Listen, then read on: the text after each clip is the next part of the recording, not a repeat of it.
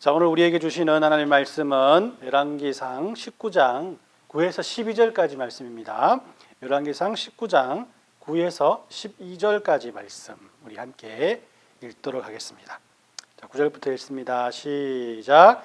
엘리야가 그곳 굴에 들어가 거기서 머물더니 여호와의 말씀이 그에게 임하여 이르시되 엘리야야 내가 어찌하여 여기 있느냐.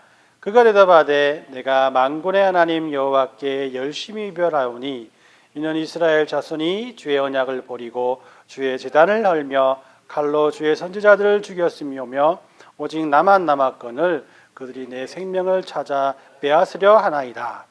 여호와께서 이르시되 너는 나가서 여호와 앞에서 산에 서라 하시니 여호와께서 지나가시는데 여호와 앞에 크고 강한 바람이 산을 가르고 바위를 부수나 바람 가운데에 여호와께서 계시지 아니하며 바람 후에 지진이 있으나 지진 가운데도 여호와께서 계시지 아니하며 또 지진 후에 불이 있으나 불 가운데도 여호와께서 계시지 아니하더니 불 후에 세미한 소리가 있는지라.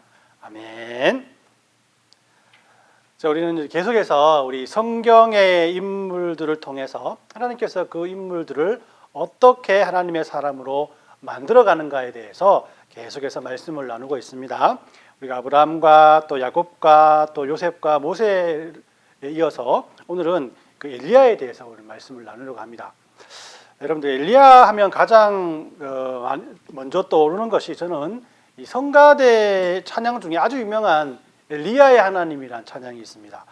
이 찬양이 제가 고등학교 때 성가대를 처음 섰는데 그때 처음 배우고 난 다음에 대학 다닐 때에도 대학교의 성가대에도 또 이 찬양을 하고 제가 또 신학을 하면서 교회를 또 섬기게 되는데 교회를 섬길 때마다 어느 교회 가든지 이 성가대의 단골 성가곡이 엘리야의 하나님이라는 찬양이었습니다.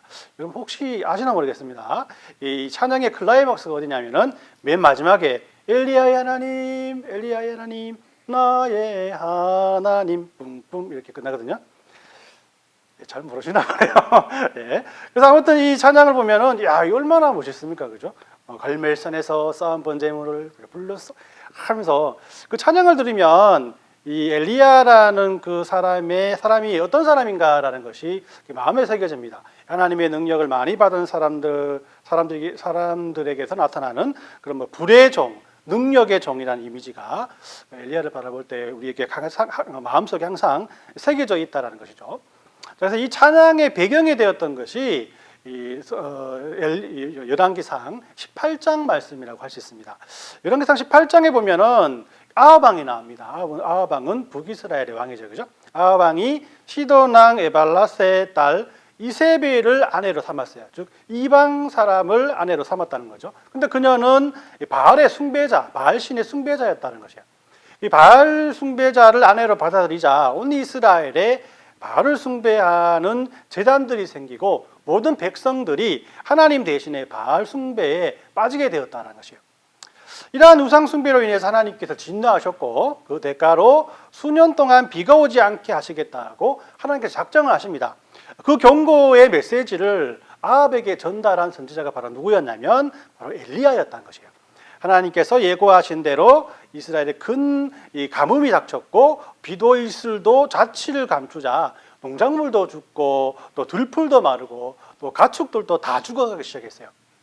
이때 아합 왕은 이러한 메시지를 전달한 사람이 엘리야였기 때문에 엉뚱하게도 엘리야로 인해서 이스라엘에 비가 내리지 않는다라고 생각을 했죠. 그래서 아합은 여러 곳에 사람을 보내서 엘리야를 잡아라라고 했어요. 그렇지만 하나님께서는 엘리야를 숨겨 놓으셨어요. 그러다 이 하나님께서 비가 멈춘 지 3년 6개월이 지난 다음에 엘리야를 아합에게 다시 보냅니다. 아합과 엘리야가 다시 만나서 이스라엘에 닥친 가뭄이 서로의 탓이라고 서로 막 지적질을 합니다. 하나님을 버리고 바알을 숭배하는 죄를 범했기 때문에 이 땅에 가뭄이 닥쳤지만은 이스라엘 백성들은 그때까지도 참신이 누구인지 모르고 분별하지 못했어요. 그래서 엘리야는 그들에게 유일한 창조자이시고 참된 살아계신 신이 누구인지를 알려줄 필요가 있겠다라는 그런 간절함이 생겼어요. 그래서 엘리야는 아합 왕에게 제안을 합니다. 바알과 아세라를 섬기는 선지자 850명을 갈멜산이라는 산에 모이게 해라. 거기에서 나와 대결해서 참신이 누구인지 가려내자라고 했어요.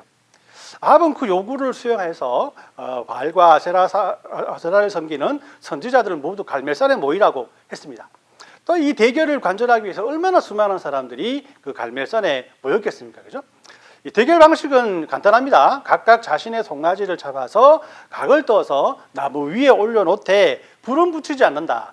불은 어디에서 옵니까? 바로 자신이 믿는 신의 이름을 불러서 불로 먼저 응답하는 신이야말로 참된 신이라고 하자라고 엘리야가 의견을 냈어요. 또 그 의견에 바알을 섬기던 사람들과 또 백성들과 아합 모두 동의하게 되었던 것이죠. 자, 엘리야가 한 이 갈멜산의 전투는 어떤 면에서 이렇게 볼 때 아주 모호한 행동이라고 할 수 있습니다. 물론 뭐 칼과 창으로 치르는 전쟁은 아니었지만은 하나님의 선지자는 엘리야 단 한 사람이었고 바알을 따르는 선지자는 850명이나 되었어요. 이게 850대 1 아니겠어요, 그죠? 하나님을 향한 엘리야의 믿음만큼이나 투철한 신앙을 가지고 있었던 바알을 따르는 850명의 선지자들 앞에 선 그 엘리야의 모습은 정말 찹찹했지 않을까라는 생각을 해봅니다. 엘리야의 말대로 바알 선지자들은 제물을 제단 위에 올려놓고 큰 소리로 바알의 이름을 부르면서 불로 응답해달라고 계속해서 기도합니다. 그러나 그들의 신은 아무런 응답이 없었죠, 그죠? 잠잠한 그들의 신을 깨우기 위해서 더욱더 목소리를 높여서 기도를 하고, 심지어는 그들의 규례를 따라서 자신의 몸을 베어서 피를 흘리면서까지 바알을 불렀어요. 이 말 그대로 피 맺힌 절규, 그죠? 피 맺힌 절규를 했지만은 저녁 소재 드릴 때까지 그들의 신들은 침묵했다라고 성경은 말하고 있습니다. 아무도 응답하지 않았고 누구도 돌아보지 아니하는 그런 상황 속에 있었다는 거예요. 이때 엘리야는 단 주위에 도랑을 만들게 하고 난 다음에 사람들에게 통 넷에 물을 가득 채워서 송아지 위에 붓기를 3번 하라고 했습니다. 그러니까 4, 3, 12죠. 그죠? 12통을 그 송아지 위에다가 붓게 했어요. 물이 흘러서 단을 싸고 있는 단 주위에 도랑에도 흐르고 또 그 제단에 있는 그 송아지 위에도 물이 가득하게 되었다. 진짜 센 물이 내려오지 않고서는 물에 젖은 재물을 태울 수 없을 정도로 그런 상황을 만들게 했다라는 것입니다. 시간이 흘러서 엘리야도 역시 하나님 앞에 간절한 마음으로 자신의 전심을 담아서 기도하기 시작합니다. 열왕기상 18장 36, 37절에는 그의 기도가 이렇게 담겨져 있거든요. 제가 한번 읽어드리도록 하겠습니다.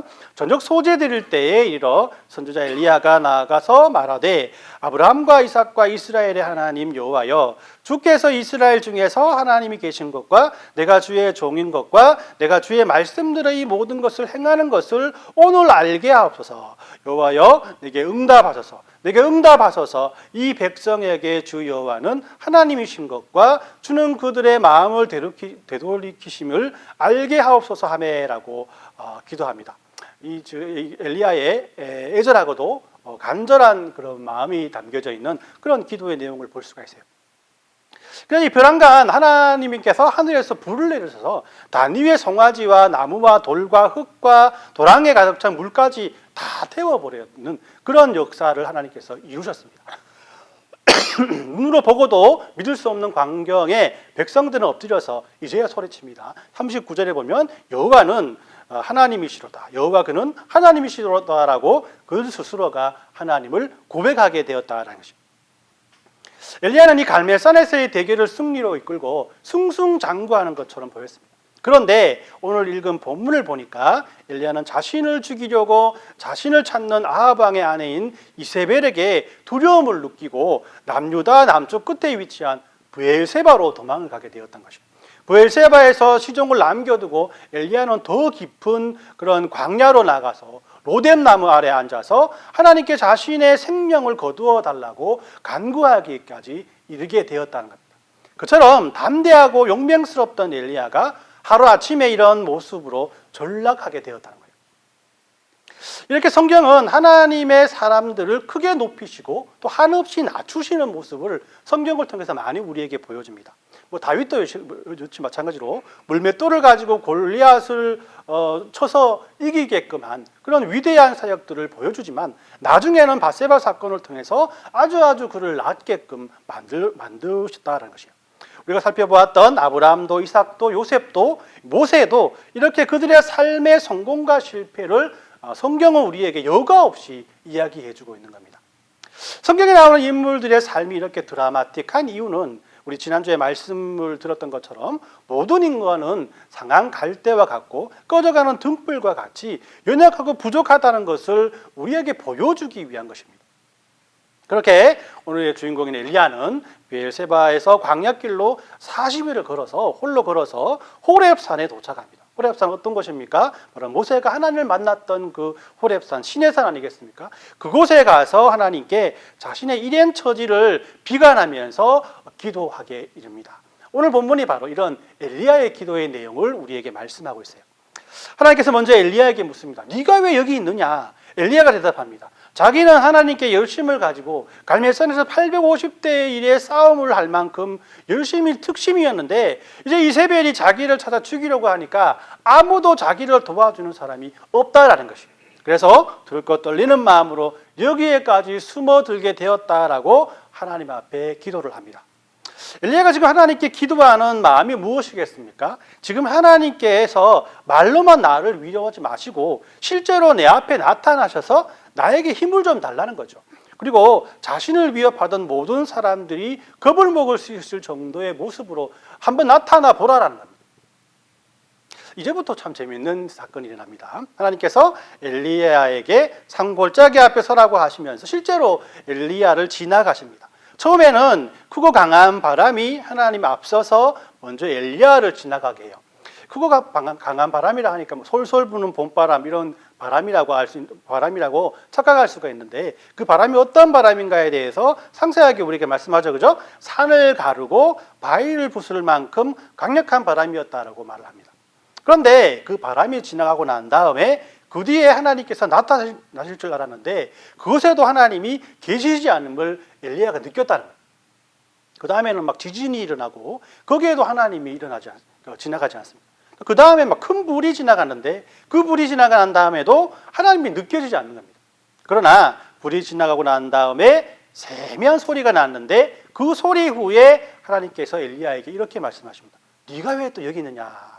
하나님께서 엘리야에게 자신의 모습을 보여주셨고 엘리야는 그런 하나님을 직접 경험하게 되었다라고 성경 우리에게 말하고 있는 거예요.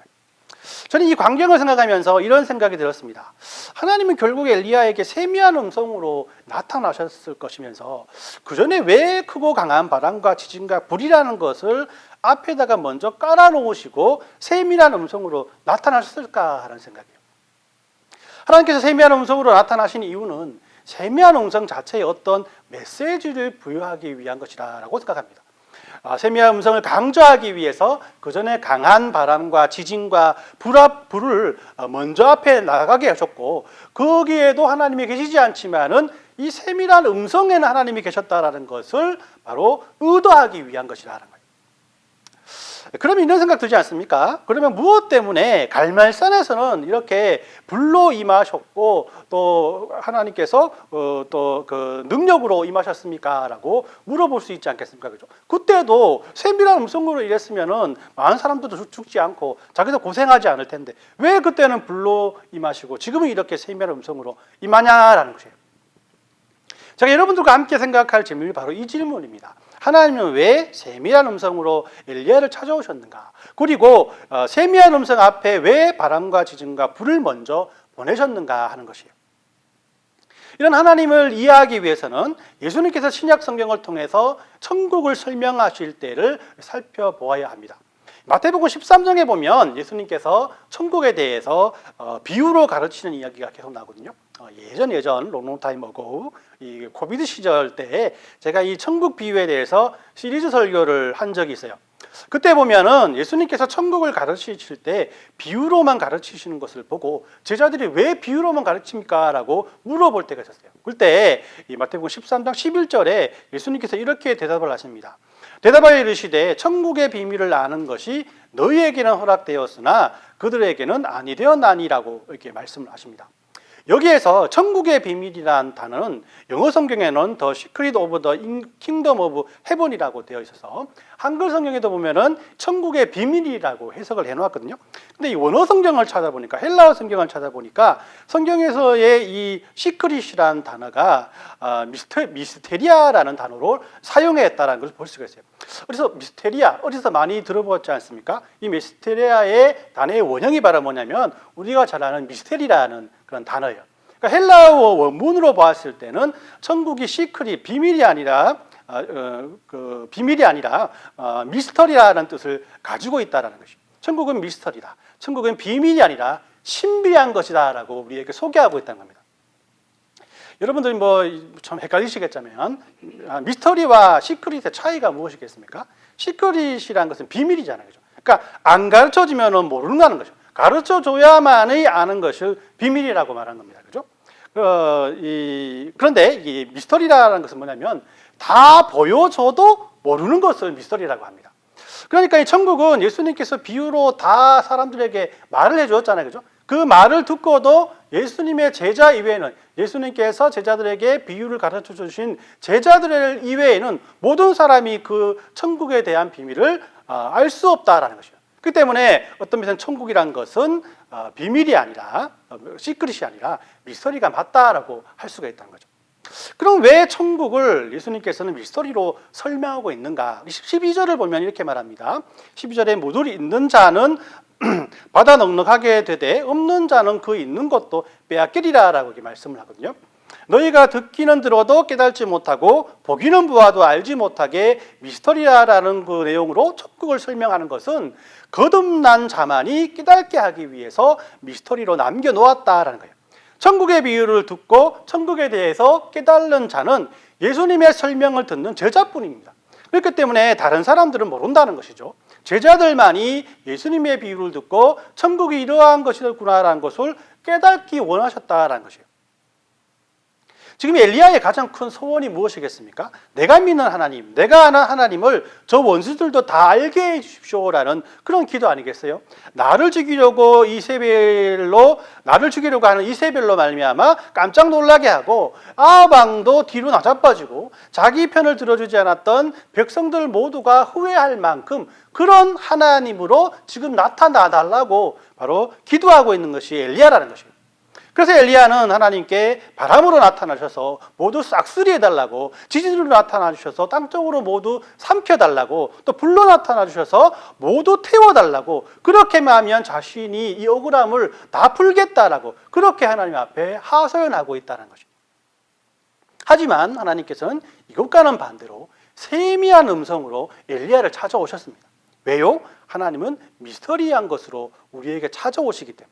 거듭난 자만이, 하나님을 갈구하고 하나님께 전심으로 나가는 자들만이 하나님을 만날 수 있기 때문이라는 거예요. 즉 세미한 음성이란 것은 이 사상 그 누구도 들을 수 없고 엘리야만을 들을 수 있는 것이라는 거예요. 어떤 면에서는 하나님의 자녀들에게만 허락된 하나님의 음성이라는 것입니다.